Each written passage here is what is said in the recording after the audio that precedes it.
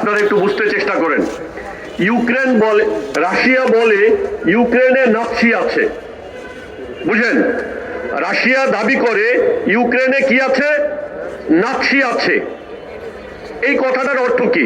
এই কথাটার অর্থ হলো ইউক্রেনের উপরে রাশিয়া আক্রমণ করবে, এটার বৈধতা তারা খোঁজে। বুঝতে পেরেছেন?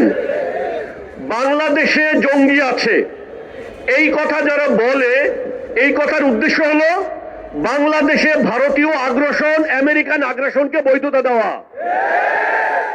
যারা বাংলাদেশে জঙ্গিবাদ আছে এই কথার পক্ষে ন্যারেটিভ নির্মাণ করে, এরা ভারতের এবং আমেরিকার এজেন্ট।